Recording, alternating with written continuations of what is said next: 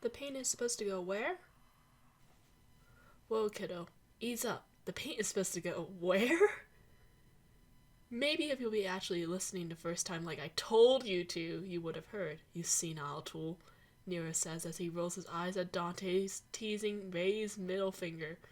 But since I'm a nice guy, shut up. I'll say it again. And once again, Dante catches the way his young mate takes a second to clear his throat. Poor kid must be nervous asking this. Can I paint on your back? Nero repeats slowly as Dante tugs him into his lap, not even bothering to tease his mate about being a grabby perv. Sure you can, Dante replies as he brushes back the bangs from Nero's eyes. Not gonna knock something I haven't tried yet. What could go wrong? It'll be fun. Only because you're half naked, Nero scoffs lightheartedly, feeling warm at the sight of Dante's playful grin. And when am I not? Point taken. Dante watches as Nero slinks off his laugh and walks around the desk. Wait, where are you going? I thought you wanted to do this now. Dante? Nero looks over his shoulder to shake his head at his mate. You really don't have an eye for the finer things in life, don't you? Of course I do. Got an eye on a fine piece of ass right now. Wow, gay. Anyway, I'm not about to do this in broad daylight during business hours, so we'll wait until nightfall. Dante shrugs as Nero goes upstairs, perhaps to choose his paints for tonight.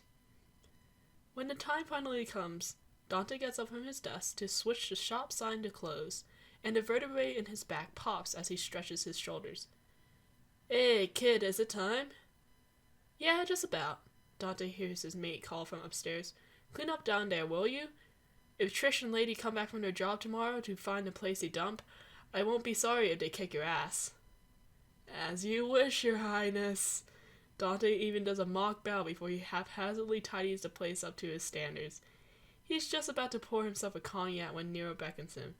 Dante, it's ready. Oh, finally. He fully expects a pillow being thrown at him for the jest, but he doesn't dare throw it back when he sees the setup Nero has. Dressed in his sleeveless, stained undershirt and sweatpants, his painting clothes. Wow, I knew you had a lot of paints, kiddo, but I didn't know it was this much. It's accumulated, Nero merely shrugs, but Dante can see how proud he is of his selection, how he cares for them to keep them lasting. Dante points to a particular tube as he makes his way to Nero's side. Didn't I get you that paint? Not this one, no. You got a similar one to it, though. This is the cheaper version. What? You aren't going to use your fancy paints on me? Dante asks, his mock offense forgotten when Nero looks away. No, they're expensive. And this is just a stupid thing I wanted to try. I'm not going to waste them on something like that. Hey Nero, look at me, ass chick.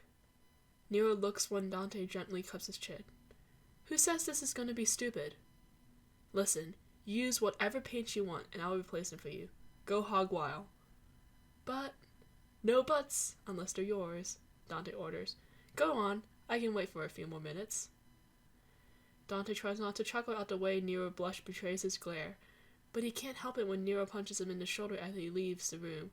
When Nero comes back with his most treasured paints, though, Dante hears a small thank you his mate utters. Okay, shoot off now. Wow, kinky. And I thought I was usually the one giving orders. Oh my god, shut up. Just for that comment, Nero takes Dante's shirt from his hand and tosses it to the floor. I hope to God you went to the bathroom before this. I'm not going to have you get up so your old man bladder can just take a leak. Hey now, you're forgetting I have a bladder of steel. Dante laughs when Nero shoves him down onto the bed. No laughing either, even if it does tickle. And no moaning if you get off of it, Nero tacks on. I can't have you making too much noise or movement. You're the boss, Dante says as he makes himself comfortable. There's a silence before Nero starts, and the cold paint and soft brush tickle Dante's skin. But it's comfortable. He can hear Nero's soft breathing. He can tell when he got his tongue poking out of his mouth when his brows furrow.